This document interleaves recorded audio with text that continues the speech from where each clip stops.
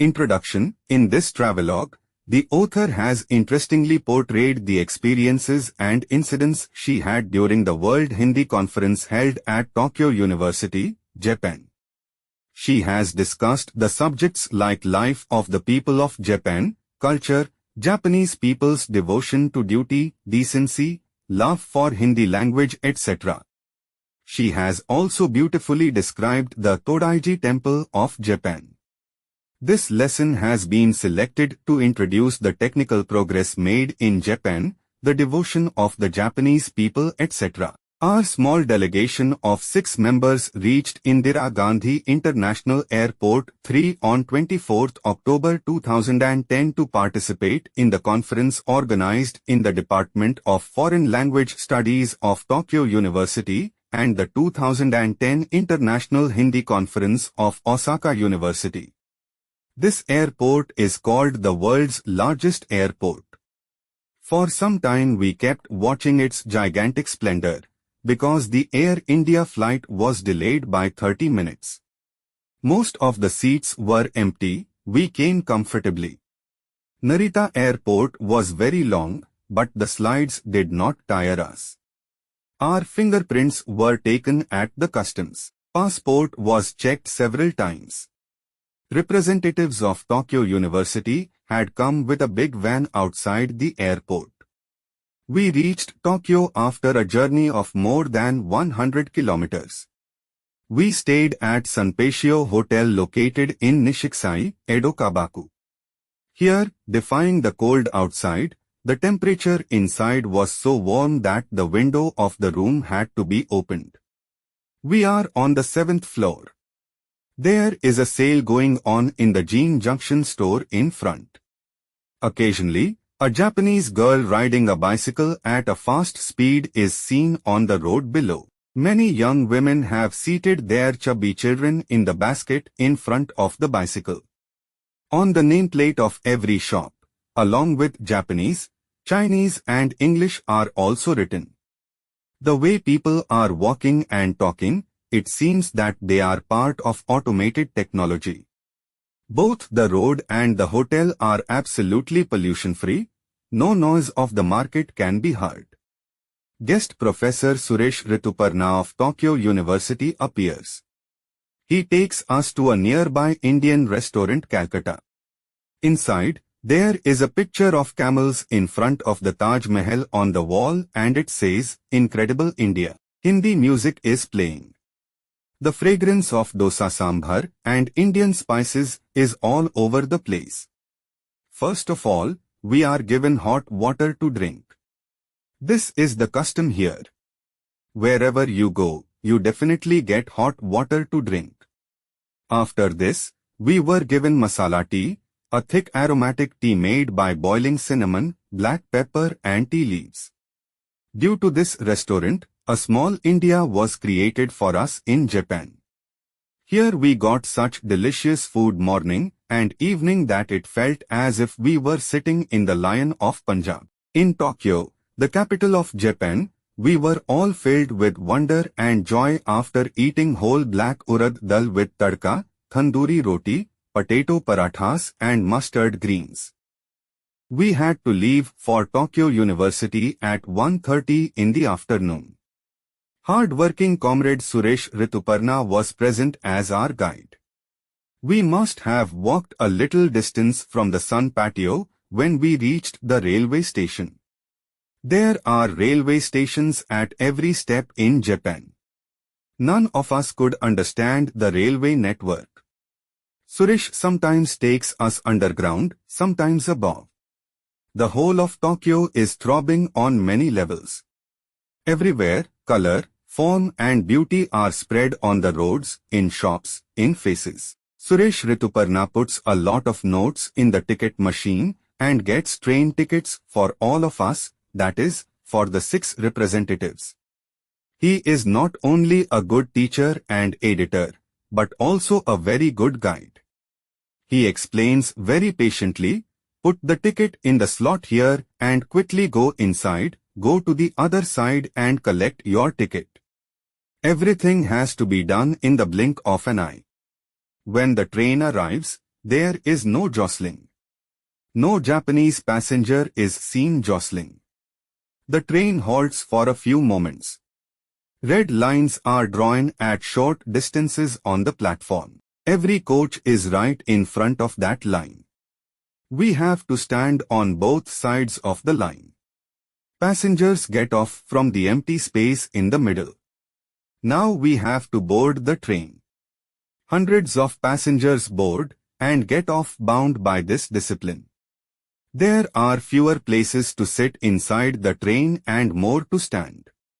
Still, a lot of space is left on both sides for long seats on which is written courtesy seats. Along with this, small pictures are made in a frame. The Japanese language looks pictorial. Along with this, a wonderful form of communication is contained in the picture language and style here. The pictures made on the courtesy seat show a wheelchair, a woman with a child, a bent old body, a woman laden with luggage and a patient. It is clear that these seats are reserved for all these people. There is no classification here like women's seat, handicapped seat, MLA seat like in our country. Gentleness is a Japanese trait. Japanese people come forward to help without showing any favor. Words are used as little as possible here. People keep reading in the train, even while standing. Some are busy typing messages on their phones. One or two women are fixing their makeup. Whatever voices are coming are of us Indians, otherwise the train compartment is filled with silence. Perhaps that is why the faces of Japanese citizens look so calm, gentle and radiant. It seems as if they have attained the enlightenment of Gautam Buddha. The auditorium of the Institute of Foreign Language Studies is full of Japanese students. Everyone is trying to converse in Hindi. Some have very good knowledge of Hindi. Many girl students came to me. Everyone had questions about one or the other story of mine. A few moments before the inauguration, Professor Fuji Takeshi, director of Tufts Tokyo University of Foreign Studies, arrived. His informal behavior in Hindi seemed friendly and intimate. During the conversation, I came to know that like me, he too had been a student of Hindu College, Delhi University. Suresh Rituparna has been a professor in the same Hindu college, meaning that the three of us became a trio, one who brought back the old days. There is a provision for the study of about 50 foreign languages in Tufts. Along with this, there is a World Center for the study of Japanese language from ancient to modern development. Tokyo University is counted among the oldest universities of Japan. Hindi, Urdu, Arabic, Persian and Turkish are taught here under the study of Southwest Asian languages. It has been a century since Hindi-Urdu was taught here. There is facility for research work in both languages. Before the program started, Richa Mishra and I went to the bathroom. There we saw an interesting sight. There was a long queue of girl students in front of the wash basin. Everyone had taken out toothbrush and toothpaste from their purses and was holding it in their hands. I came to know that all the girls brushed their teeth without fail every time after having food. I said, this means that in Japan nobody's teeth must ever get bad. Here dentists must kill flies. A girl pressed her cheek and said, still my tooth hurts. In the inaugural session, we all introduced ourselves and read special articles. The students listened to us with full concentration. At the end of the session, they also asked questions in Hindi. The student who was conducting the session was speaking fluent Hindi. It felt that Dr. Fuji and Dr. Suresh Rituparna had worked hard with the students to teach Hindi as a conversation language. After the vegetarian lunch, Dr. Fuji and Rituparna took us to the Tufts Library. There is a huge reading room on every floor of this 4-story building. The library has a total of 6,18,615 books.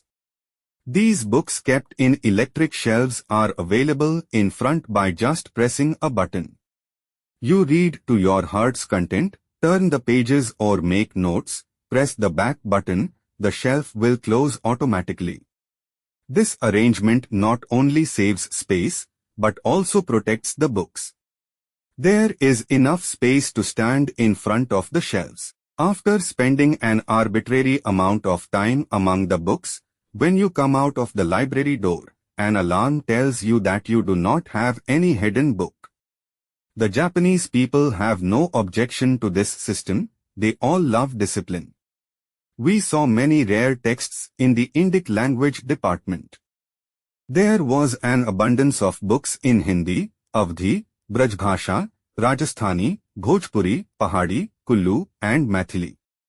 For the rarest books, there was Naval Kishore Sangrah, in which 987 texts were available. I turned the pages of the book Sinhasan Battisi published in 1805 AD. This heavy book was translated from Brajbhasha to Hindi by two munshis of Fort William College, Calcutta. The names of these munshis were given on the first page of the book, Mirza Kazim Uli Juvan and Lallu Lalka. This book gives details of the stories narrated to Crown Prince Vikramjit by the 32 dolls on his throne.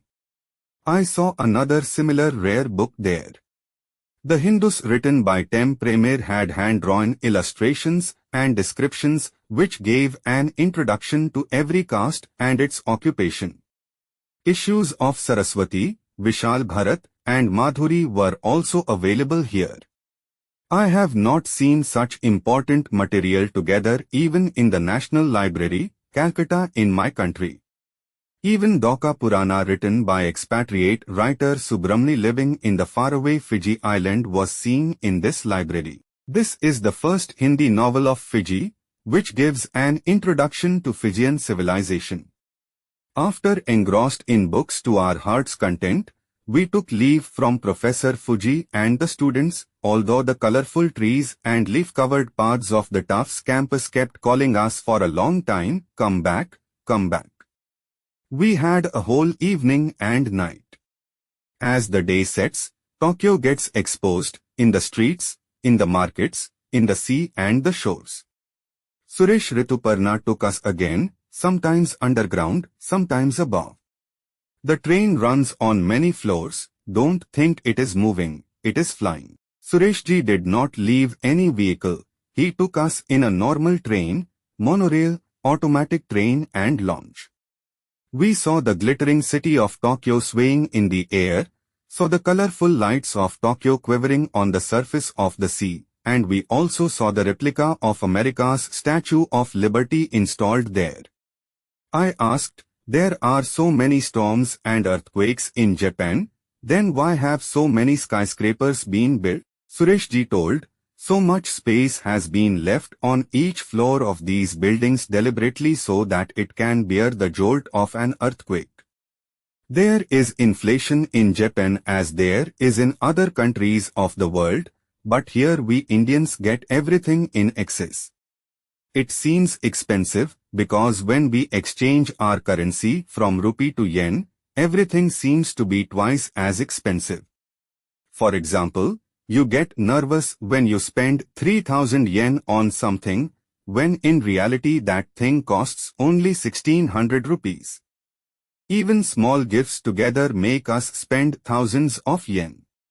Recognizing our difficulties, Rituparna takes us to the 100 yen shop where many things cost just 100 yen. It is a different matter that for 100 yen you often get only a dot pen. Japanese handicrafts amaze with their delicacy and fine detailing. Even envelopes and bags made of paper are works of art of origami. In this shop, Ravindra Kaliya's mind gets stuck on the shoehorn. This is a device made of plastic, on one end of which there is a fork-like structure for wearing shoes. Its specialty is that you can wear shoes even while standing. Its handle is so long. The price is also not high. This is a unique thing to give to friends on return. Seeing Ravi, all friends buy shoehorns, but Ravi is an extremist.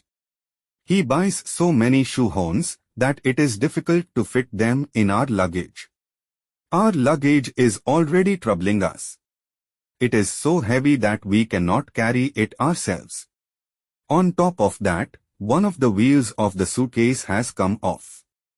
I am missing my country, my city Delhi, where you can get anything repaired in a jiffy in the central market. Even porters ready to serve are not seen here. We have to go from Tokyo to Osaka. We have to catch the fastest train of Japan Railway, Shinkansen. The literal meaning of Shinkansen is new trunk line. It is also called bullet train. The residents of Japan consider traveling by this train a unique experience where speed is more important than the destination. The journey is more important than the destination. The station is called Iki here. We come to Tokyo Iki. For some time we wait for Professor Ishida, who has to accompany us. Rituparnaji is already in the role of Guru Govind. Professor Ishida teaches Hindi at Dato Bunka University. The young Ishida, with a light body and a smiling face, becomes our savior as soon as he arrives. He somehow manages to carry our limping suitcase along with his own to the platform. There is no sign of doing us any favors on his childlike face. Bullet or Shinkansen is a train of 16 coaches. Each coach has seating arrangement for 1,300 passengers. This 1,300 feet long train has 40 motor generators. It runs at a speed of 170 km per hour. It needs a minimum of 5 km of space to stop anywhere, so fast is its speed. There are 66 caves between Tokyo and Osaka. The biggest cave is 5 miles long, and the smallest is 100 feet long. The efficiency of 8,600 workers is used daily in its operation. Taking full care of our comfort during the journey, we have already been seated on the chairs on the right side.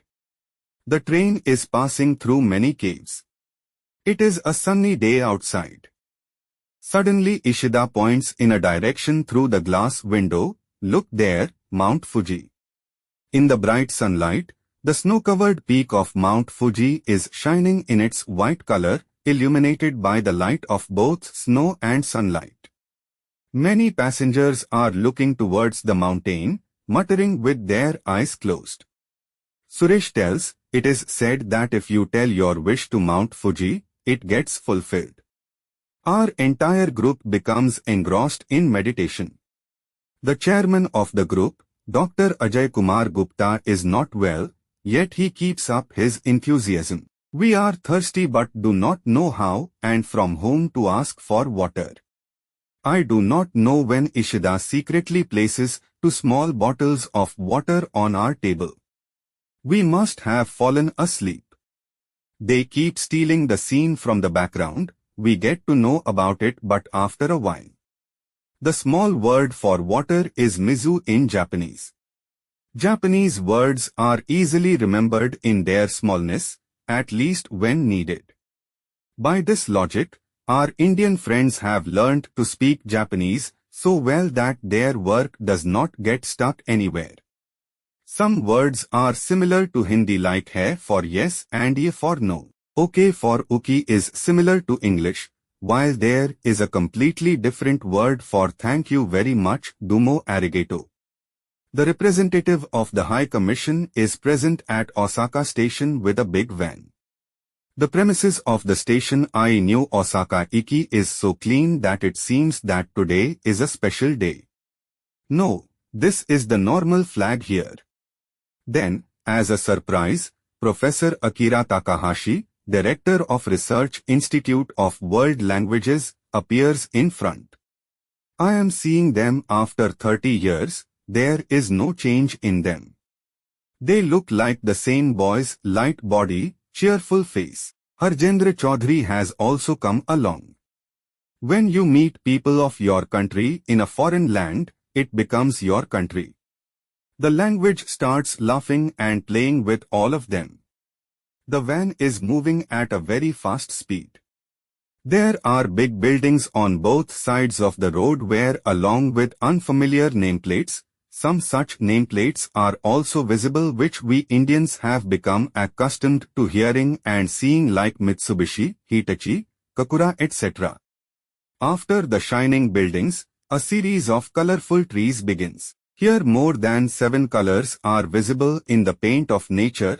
Momiji leaves are red but orange and pink colors are also mixed in them. Sakura trees are covered with white flowers. The green color here is bright green, as if some painter has painted the leaves once again. In no time we reach Osaka-jo. Yes, this is Osaka Castle. Jo means castle. Ji means temple. This Osaka was built by Emperor Toyotomi Hideyoshi in 1585 AD. This fort, surrounded by greenery and colorful flowers and plants in a huge complex, is a bundle of many stories. Though some of its parts have been rebuilt many times, stories are still prevalent about the ancient emperor and his reign. There is a deep ditch and a reservoir around the fort. The entrance to the fort is a huge black gate and there are ramparts of black stone. This fort is a symbol of Japanese fighting spirit and will to live. Even before Emperor Toyotomi, in 1496 AD, a priest named Judo Shinshu established an ashram at this place where a huge temple Osaka Honganji developed over time. This temple was completely burnt down due to a fire. Osaka was built and destroyed many times. Wood is used so much here that accidents of fire kept happening again and again. Once lightning also struck it. It was renovated in 1931. Osaka-jo Museum is also located in this complex. This place, covered with fruit and flower trees on all sides, is famous for many memorable events. At night, Osaka-jo and the museum look like picturesque monuments, bathed in golden silver light. We have come here on a day bathed in sunshine. Before climbing the stairs of the fort, we sit in the complex. Above the bench on which we are sitting, there is a lush spring tree of IHO, laden with yellow leaves. Just like our Amalthas tree. We sit under the shade of IHO and eat food. Professor Takahashi has got vegetarian sandwiches and sweet curd packed for us, along with bananas. The charm of this place is unique. Here we can see the laughing and playing form of Japanese families. The chubby babies with small button-like eyes, red cheeks, tiny nose and fair ash color. The babies lying in the pram look like the babies of Gattaparcha. When I said this, Sureshji said, "Tell me, what is Gattaparcha?" I don't know the English equivalent of this word. Takahashi immediately said, "Plastic." His knowledge of words is impeccable. On the highest floor of Osaka, we saw 2 twin babies, one sleeping, one awake. The pram of the twin babies is also twin. The babies smiled when we pecked at them. We asked, "How old are they?" Takahashiji asked the children's mother and she said, 5 months old. The Japanese have respect and love for their emperor. God knows how many stories are rife in the air. How the war took place here, how and how many people were killed. How the fort was rebuilt. There is a very long monolithic stone placed there. This whole stone was brought here with the help of a boat. On the way to the fort, a beggar in traditional attire is accepting alms by spreading a bronze ball. At one place, a man puts some food material inside a cannon and fires it. A lot of smoke comes out with a crackling sound and the food material comes out after being roasted, which people are buying and eating. There is also a strange scene in the courtyard of the fort. A ragged man is sitting for a long time with a baby crocodile in his lap. There is deep depression and loneliness on the face of this man sitting on the bench next to ours. He is not a beggar, he does not seem to be an employee of the fort, he is not even a tourist, but a sad story is written in his eyes. He has dressed the baby crocodile in colorful woolen clothes, sweater, panties and garland, as if he has dressed his child and brought it with him. Many tourists are getting their pictures taken with the crocodile held in his hands. Some members of our group also tried this. I cannot bear this scene, I move away. I am remembering Meena Kumari's poem, Dil Mila Hai Kaha Kaha Tanha.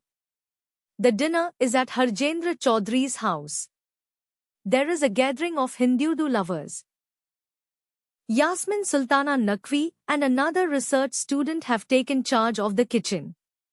Both of them have cooked so much food that even after 20-25 people have eaten, there is still a lot left.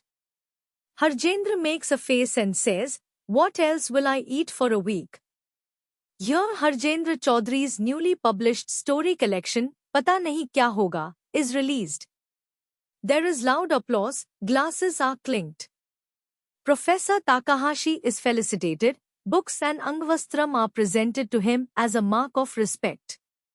He is happy but does not touch alcohol. He escapes by saying, "I have to drop everyone back to the hotel." In this party, there are Japanese scholars who teach Hindi and Urdu, who are speaking both languages fluently and are enjoying our conversation. The way Professor Yamane greets us with such ease, recites Urdu couplets and is dressed in kurta pajama, I think that he is some Nawab of Lucknow who has settled in Osaka. Just like Allahabad's writer Dr.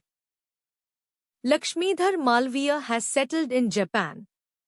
Yasmin breaks my illusion, Yamane is a pure Japanese. He has learned Urdu and now teaches. Wow! He is well aware of all the etiquette of pronunciation and delicate expression of Urdu language. I have heard that he also recites couplets. It seems that Allahabad has some special attraction towards Japan. Yasmin Sultana Naqvi is also from Allahabad and has been a guest professor at Osaka University for the last 5 years. Actually, she used to live in the same flat in which Harjendra lives now. Moin is also present in the gathering, due to whom both Hindi and Urdu are being enjoyed.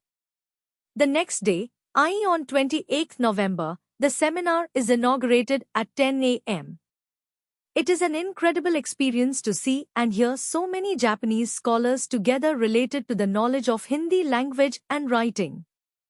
Along with Professor Takashi, Toshio Tanaka, Akira Takahashi, the High Commissioner of the Government of India, Mr. Vikas Swaroop, and the Director of the Indian Council for Cultural Relations, Dr. Ajay Kumar Gupta, are also seated on the stage. The faith and devotion of all of them towards the strength and prosperity of Hindi-Urdu is commendable. Here we meet retired Professor Tomio Mizokami. The short, emaciated Mizokami speaks Hindi very fast. He is presiding over the first session. He has done a wonderful job of building a bridge between Hindi and Japanese. Hindi film songs are very popular in Japan. Mizokami has compiled and translated popular songs from Hindi films from 1951 to 1980. About 300 songs are included in this book. Professor Toshio Tanaka is sitting on one side of the auditorium. He has brought his papers wrapped in an artistic cloth. Dr. Lakshmidhar Malviya, who is always different and unique in his nature, is deliberately sitting behind, perhaps for the purpose of overview.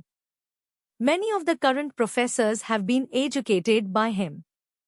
All of them are aware of Lakshmidharji's delicate nature. Professor Malviya is accompanied by his beautiful wife Akiko-san. She is wearing a salwar suit. She has a bindi on her forehead. The back row is shining with her presence. The four of us meet during the tea break as if the year 1988 has once again blossomed among us. Malviyaji's voice and style is the same, which has strength. Age has not yet put pressure on Akikosan, she looks like a teenager. When High Commissioner Vikas Swaroop took names of each one while speaking from the stage, it felt as if so much of Allahabad is gathered here. Ravindra and I consider ourselves as Allahabadis, although neither of us was born here nor studied here. During our days of struggle, we found refuge in Allahabad, its lanes and streets became our university, the continuous habit of reading and writing was formed here, and we fell in love with many carefree, wild and rugged friends here. In every corner of the world, wherever there is India and Indians, there is definitely one Allahabadi. Now take the example of Vikas Swaroop. The Oscar-winning, world-famous superhit film, Slumdog Millionaire, was made on his book, and his style did not make any noise about this fact.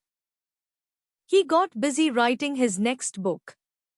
I met his painter wife Arpana at his home, Kabe. She is also from Allahabad. She has mixed Japan and India in the decoration of her house in such a way that it can be given a new name, Japistan. Lakshmidharji insists that we go to his house. We also want to, but time has held us back with its tongs. We want to see his children, Amit and Tara. They are small in our mind. But at present both are busy with their work. Amit is a journalist and Tara is an acupressurist. Takahashi-san stops the car at one place and takes us to a narrow, rocky slope. There is a waterfall here, Mino Falls. Ravindra and Ajay Gupta realize after walking a few steps that it is a difficult path. Both of them quietly go back and sit in the car, the rest of them move forward in excitement. The waterfall, reflecting from the green, pink, yellow, orange leaves of the dense trees, is calling us with its gurgling sound. The weather is absolutely romantic. It did not take much time to reach Nara by train. Richa Mishra and I stand stunned at many places. Culture and art of the all around is so captivating that both the lens of my eye China and India in its architecture insufficient to see it. There is a legend behind every statue here. There is a small market on the open Buddhist ground, inscriptions like have a symbolic meanings. At one The place, famous a temple woman here is is making a Toraiji, sweet dish which by was wrapping established momiji in leaves in flour paste. 743. The Takahashi-san buys deity of sweets this for all temple of is us. Gautam Buddha, who is called Daibutsu in Japanese.